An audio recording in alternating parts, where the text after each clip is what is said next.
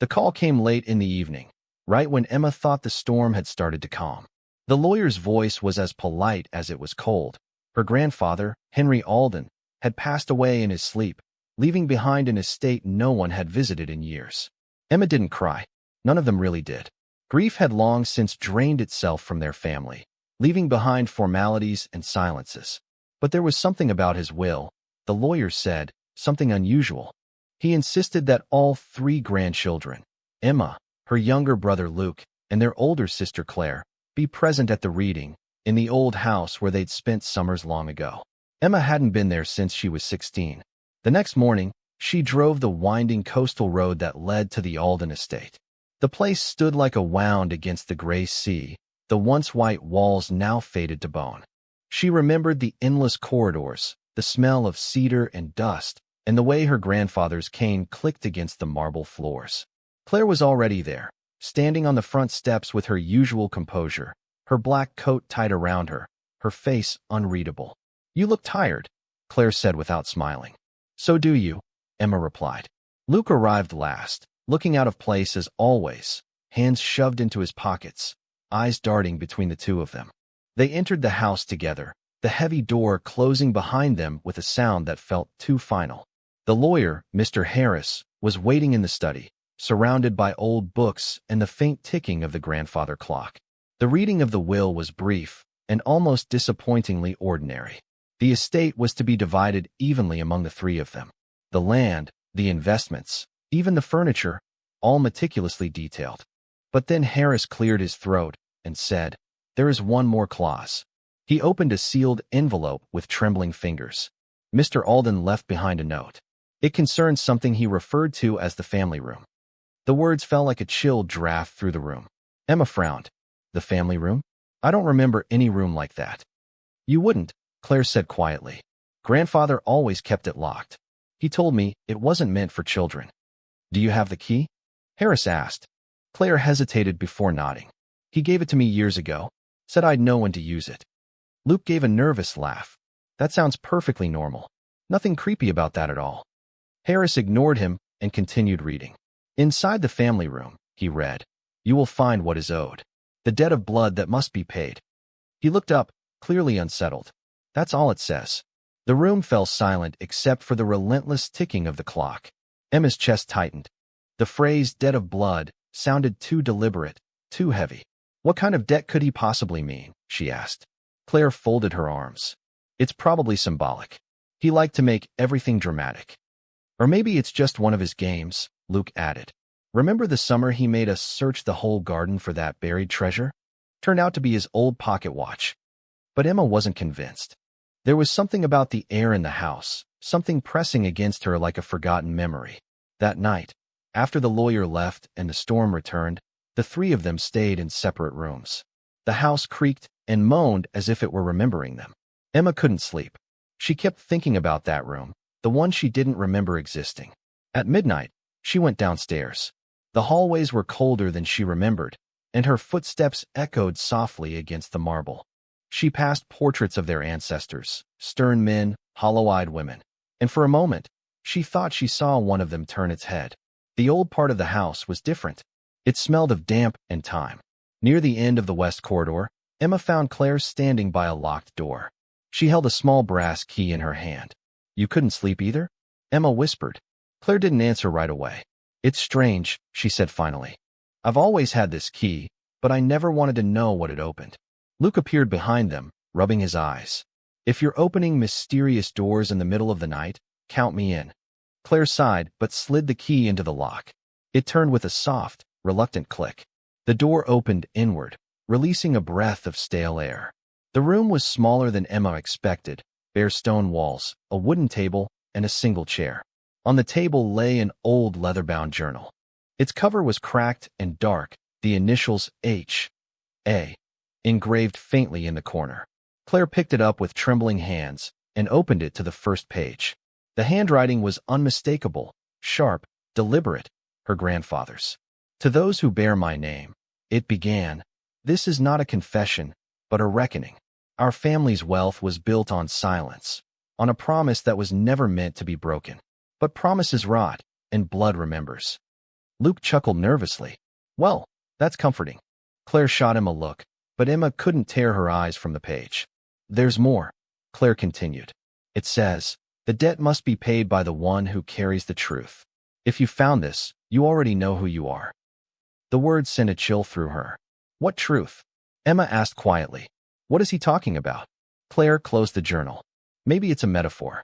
He was losing his mind toward the end. But when Emma looked at her sister, she saw something else in her expression, fear or guilt. She couldn't tell which. A sudden gust of wind slammed a nearby window, making them all jump. Claire tucked the journal under her arm and said, We'll read the rest in the morning. But Emma couldn't shake the feeling that the room itself was watching them leave, the air thick with something old and unfinished. As the door closed behind them, she noticed something carved into the wood near the handle, a faint inscription, almost hidden by age. It read, Debts are not paid in gold. The morning after they found the family room, the air in the house felt heavier, as if the walls themselves had absorbed their unease. Emma woke to the sound of raised voices downstairs. When she came down, Claire and Luke were in the kitchen, the journal open on the table between them. You had no right to read it without me, Claire was saying, her tone clipped and cold. Luke slammed his hand on the counter. You were going to keep it to yourself? Don't act like you didn't stay up half the night reading it. You're hiding something, Claire. Emma stepped closer. The pages of the journal were smeared with dust and fingerprints. What happened? She asked. Luke gestured angrily at the book. He wrote about a deal. Grandfather did something awful, to get this house. He called it the bargain. The bargain? She repeated. Claire sighed, pressing her fingers to her temple. He was probably delusional. We all knew he wasn't well. But Emma noticed the way Claire avoided their eyes. Luke flipped through the pages, stopping at a section where the ink looked darker, fresher somehow, like it had been written later than the rest. He began to read aloud. I gave him what he asked for, though it cost me more than I knew. A man's life, a name erased, a promise made in blood. But debts demand to be remembered. They always do. The silence that followed felt sharp. A man's life? Emma whispered. What does that even mean? Luke looked at her, his eyes wide with a mix of fascination and fear. What if this isn't just guilt or rambling? What if he actually killed someone? Claire shook her head, standing abruptly. Stop it. He was eccentric, not a murderer. This is ridiculous. But Emma wasn't sure. The old man had always been secretive, protective of the West Wing, obsessed with legacy. And that phrase, debt of blood, kept echoing in her mind. That afternoon, while Claire busied herself with phone calls to the lawyer, Emma wandered through the house, her fingers trailing over the peeling wallpaper. She ended up back outside the family room. The key was gone. Claire must have taken it, but the memory of that carved phrase still clung to the door. Debts are not paid in gold. She pressed her ear to the wood. For a moment, she thought she heard something faint, a rhythm, soft and uneven, like breathing. She stepped back quickly, heart pounding, telling herself it was just the wind. Later that evening, they gathered again in the study. Claire sat stiffly, Luke leaned against the fireplace, and Emma held the journal open to the middle pages. There's something about the land, she said. Listen, the soil remembers what it's taken. It never forgets the cost. When the time comes, the ground will give back what it was promised. Luke frowned. Sounds like he buried something. Or someone, Emma said quietly. Claire glared at her. Don't start. I'm serious, Emma replied. Think about it. Why keep this room locked all these years? Why write about a debt of blood? Claire's jaw tightened. Because he was lonely and senile. You're both letting your imaginations run wild. But her hands trembled as she reached for the journal. Emma noticed. Claire, she said carefully. You knew about this room before. You said he gave you the key. Did he ever tell you why? Claire didn't answer right away. He told me the family room wasn't a place, she said finally. He said it was a reminder. A reminder of what? Luke asked. Of what we took, she said. The fire popped loudly, making all three of them flinch. Luke laughed nervously. Okay, that's officially creepy. There's more, Emma said, turning the page. Look here. This part is dated 2 years ago. The promise was broken once. It must not be broken again. If the truth stays buried, it will bury them too. Claire stood up suddenly, her chair scraping across the floor. That's enough. I'm done reading this. Why? Emma demanded. Because you're scared? Because it's nonsense. Claire snapped, her voice breaking. He was dying. He didn't know what he was writing. Then why keep the key? Luke asked quietly. Claire froze. Her mouth opened, then closed again. Because he made me, she whispered. He said if anything happened to him, I had to protect the family room. Protect it from what? Emma pressed. Claire's eyes glistened. From us. A chill ran down Emma's spine. The storm outside had returned, rain hammering the windows, thunder shaking the walls. Luke laughed shakily. Okay, I'm officially done with ghost stories for tonight. But before he could move, the lights flickered. A moment later, the old clock in the hall began to chime. Once, twice, 3 times. Then it stopped halfway through the 4th. Silence swallowed the room. And from somewhere down the corridor, they heard the slow creak of a door opening. Claire went pale. The family room, she whispered. Emma didn't wait. She grabbed a flashlight and ran toward the sound, Luke close behind. The west corridor stretched ahead, dark and cold, the shadows trembling with every flash of lightning. The door at the end was wide open now. Inside, the journal they had left on the table was gone. Only the chair remained, and something new carved into the wall above it. The letters still fresh, raw in the wood. 1 debt paid. 2 remain. Emma barely slept that night. Every time she closed her eyes, she saw the words carved into the wall. 1 debt paid. 2 remain. She kept replaying the sound of that door creaking open, the smell of dust, and something faintly metallic in the air, like old blood. By morning, Claire had packed her bags. I'm leaving, she said flatly over breakfast. I'm not staying in this house another day. You can't just walk away, Luke protested. You saw that writing. Someone's here. Or one of you did it, she snapped. I don't know anymore. But I'm not going to be part of whatever game this is. Emma stared at her. You think this is a game? Claire grabbed her coat. I think grief does strange things to people. And with that, she was gone. Luke swore under his breath and slammed his mug down. She's lying, he muttered. She knows more than she's saying. Emma nodded slowly. She said grandfather made her protect the room. Maybe she knows what the debt means. Then we find out ourselves, Luke said. He stood up, eyes burning with a kind of reckless determination. If he buried something here, we'll dig it up. Emma didn't want to admit it, but part of her agreed. That afternoon, they went around the property. The rain had stopped, leaving the ground heavy and dark. The garden behind the west wing looked untouched, except for a patch near the old oak tree where the soil was uneven. Luke got a shovel from the shed. Emma hesitated. Are we really doing this? You think we came this far to stop now? He said, and plunged the shovel into the dirt. It took almost an hour before they hit something solid, a wooden box, soaked and rotting. They dragged it out together, coughing from the smell. Inside were old photographs, letters tied with string, and a small revolver wrapped in a cloth. Emma's breath caught. Oh my God! Luke pulled out one of the letters. The ink was faded, but still readable. I can't forgive myself for what I've done. But they said if I paid the price, the family would be spared. I didn't know the cost would be more than 1 life. Luke looked up, face pale. He really did something. This is a confession. But who's they? Emma asked. Before he could answer, a sound echoed from the house. A crash, followed by something like footsteps. They froze. Claire, Emma called out, but no answer came. They ran back inside. The front door was open, the wind howling through the foyer. A trail of wet footprints led toward the west wing. Emma's pulse quickened. She followed them to the family room. The door was ajar again. Luke shone the flashlight inside. The journal was back on the chair, open to a new page.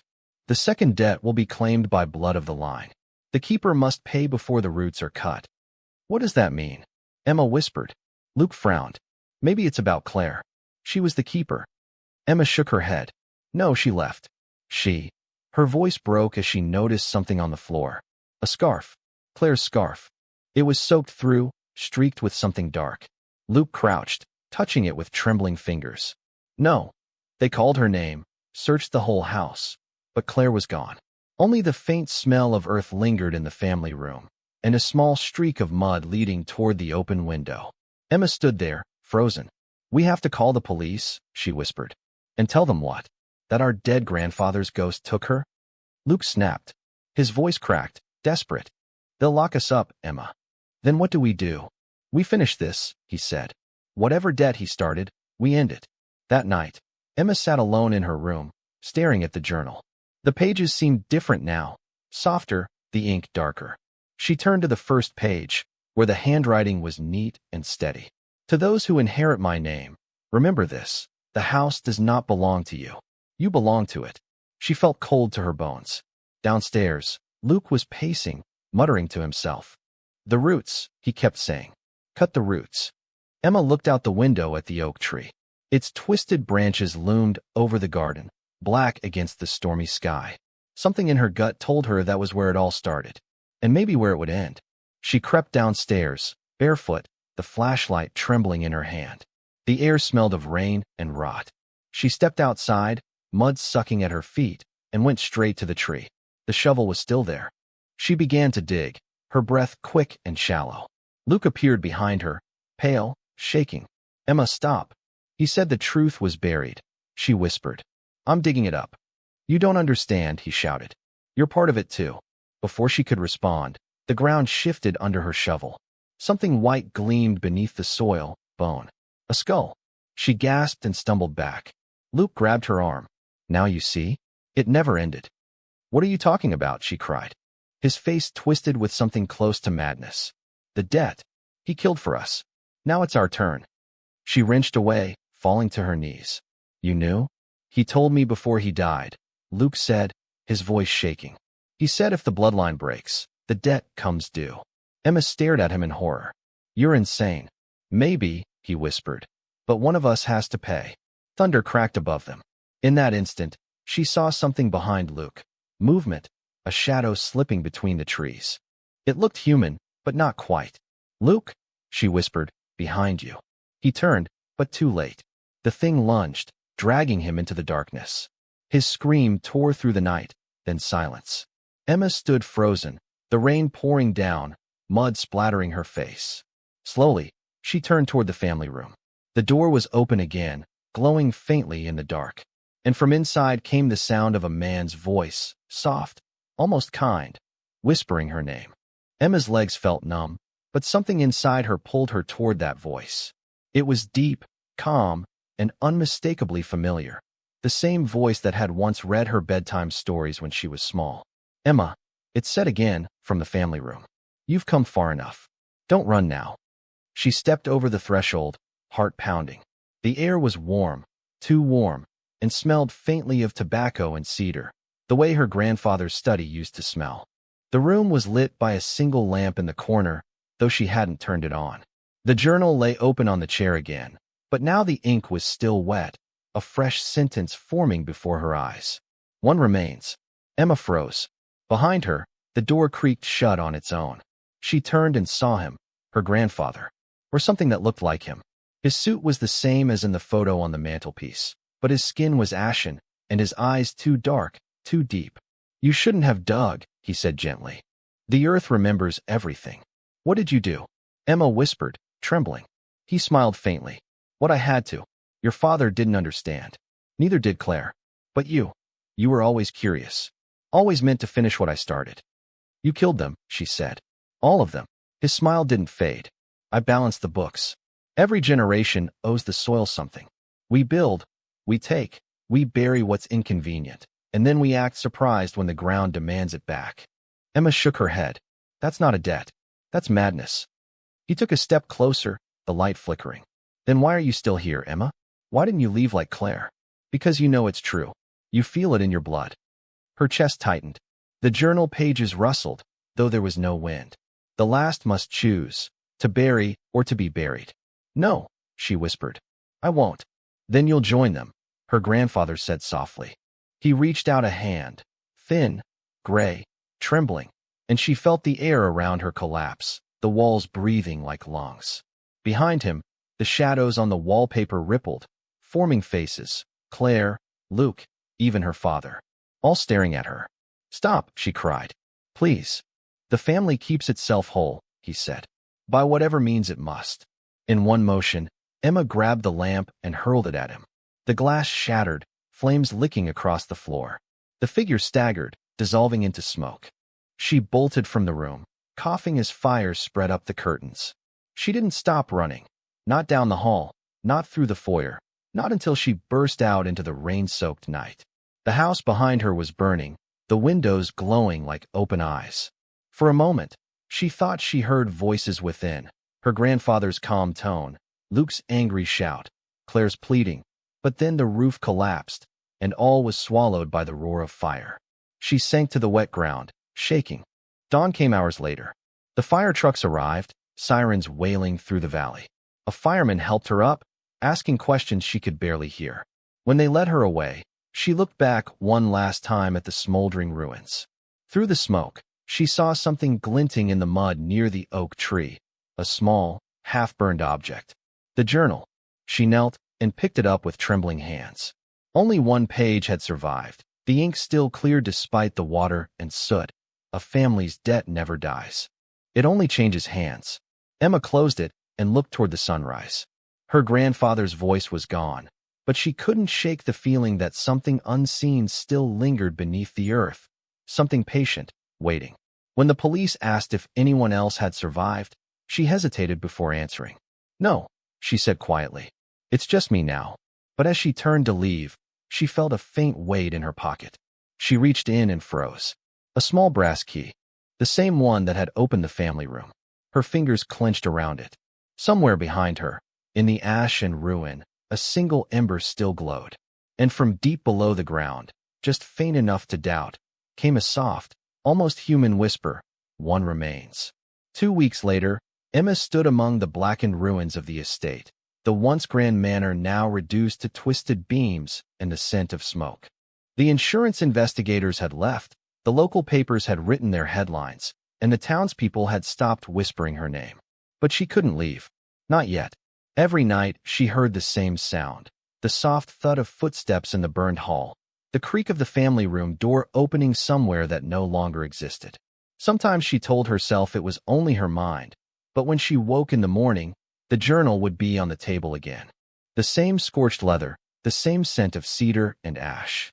Every time she opened it, new words appeared. The debt was not settled. The soil is restless. She tried burning it again, burying it in the riverbed, even locking it inside the trunk of her car, but it always came back. On the 7th night, she decided to go back to where it all started.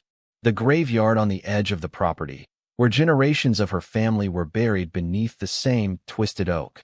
The moonlight fell over cracked headstones, and the wind carried the faint scent of wet earth. She brought a shovel, her breath visible in the cold. When she reached her grandfather's grave, she froze. The ground looked disturbed, fresh soil, uneven, as if someone had already dug there. Her hands shook as she brushed the dirt away. A corner of something metal glinted beneath, the lid of a small chest. It was the same chest she'd seen in the family room before the fire. She forced it open, her pulse hammering. Inside was another journal, untouched by flame, the pages immaculate. The first line read, "For the one who remains." She turned the page. If you're reading this, then the house has done its part. The fire was not an end, Emma. It was a beginning. The debt never dies. It passes. Beneath the writing, pressed flat between the pages, was a photograph. Her grandfather, her father, and 2 men she didn't recognize, all standing in front of the oak tree, shovels in hand. Something buried between them. On the back, in her grandfather's handwriting, 1974, payment made. Emma's stomach turned.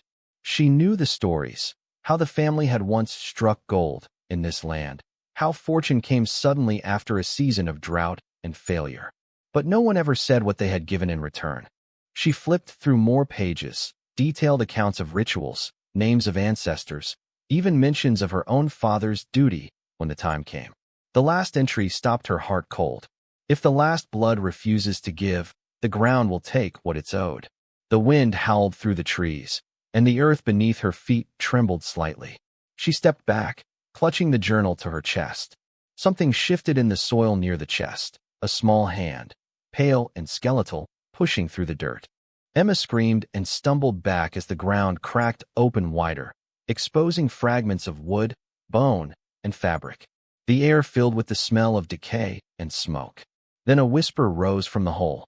Faint, many voices layered together, repeating the same phrase. One remains. She dropped the journal and ran, tripping over roots and stones, her heart pounding so hard it blurred her vision. When she reached the edge of the woods, she turned and saw the oak tree trembling violently, as if something massive was moving beneath it. She didn't stop running until she reached the main road. Dawn broke pale and empty over the hills. When the sheriff came later that morning, he found her sitting by the roadside, covered in dirt and shaking. She tried to explain what she'd seen, but the words came out broken, incoherent. They went back to the graveyard together, but the ground was undisturbed. The chest was gone, the soil smooth, as if untouched for decades. They thought she was grieving, delirious. "You need rest," the sheriff said gently. "There's nothing left up there." Emma didn't argue. She just stared at the oak, its branches creaking softly in the wind. That night, back at the motel, she opened her bag to take out her clothes and found the journal inside again, dry and clean, sitting neatly on top. The first page had changed. The debt continues. One remains. And below it, her name, Emma Whitmore. She dropped it on the floor, trembling. Outside, thunder rolled across the valley, and for a moment, she thought she heard a whisper through the rain. It was her grandfather's voice again, soft and patient. "It's your turn now." She closed her eyes, pressing her hands to her ears, but it was inside her head now, steady as her own heartbeat. The family keeps itself whole. 3 months later, the estate was sold to a development company. They said they would clear the land, tear down what was left of the manor, and build something new. Houses, maybe a park, something to erase the memory of what stood there. Emma didn't protest. She had left town weeks before the sale, moving into a small apartment near the coast, far enough that she could almost pretend it had all been a nightmare. But she hadn't thrown away the journal. She couldn't. It sat in a locked drawer by her bed, humming quietly at night, as if alive.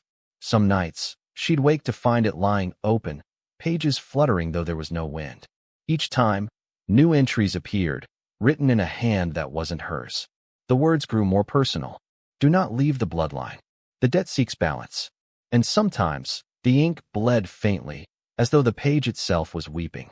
She started seeing things too, faces and reflections that weren't her own, dark stains on her floor shaped like hands. Once, she woke to find dirt under her fingernails, her shoes muddy though she hadn't gone outside. The nightmares were worse. She saw the oak tree burning, the graves opening one by one, and her grandfather's voice whispering from beneath the roots, "If you run, the ground will find you." When she finally told a local priest, he listened quietly, then said, "Some debts are not of heaven or hell, but of man, and man's debts never rest." He offered to take the journal, to cleanse it. She almost let him, until she remembered how everyone who tried to destroy it ended up burned, broken, or gone. She lied instead, saying she had burned it herself. That night, she dreamt of the priest kneeling before the oak tree, his mouth sewn shut with black thread. The next day, she heard he had fallen from the church tower. Accident, they said. The journal was open on her nightstand when she got home, a new entry written in perfect script. He tried to take what was not his. Do not follow. Emma began researching her family history. She traced back generations, finding land deeds, marriage records, and missing persons reports that went back over a century. Every generation, one member of the family had vanished under mysterious circumstances. Every time, the estate grew richer soon after. The pattern was clear.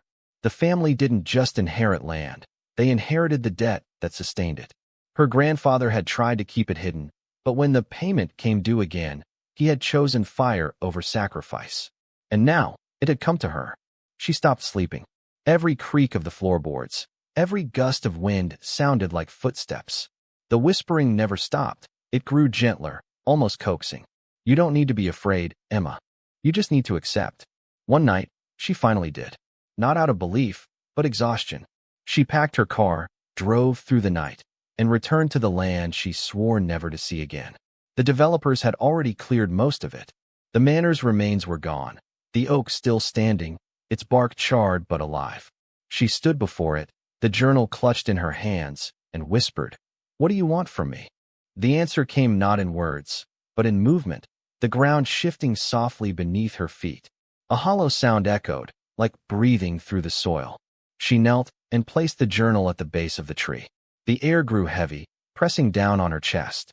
The pages began turning by themselves, faster and faster, until they stopped on a blank one. Then ink bled through, forming a single sentence. The blood remembers. The wind picked up, circling her. The roots of the oak groaned and split, the earth beneath her cracking open. She screamed as the soil swallowed the journal whole, and for a heartbeat, she felt hands beneath the ground. Small, countless hands, reaching up, brushing against her skin, pulling her down. Then silence. The next morning, the workers arrived to find the oak gone. In its place was a mound of fresh soil, and on top of it, a single leather-bound book. The foreman opened it out of curiosity. The first page was blank. Then, slowly, new words appeared in dark ink, for the one who follows. Beneath it was a new name, Daniel Whitmore, Emma's younger brother.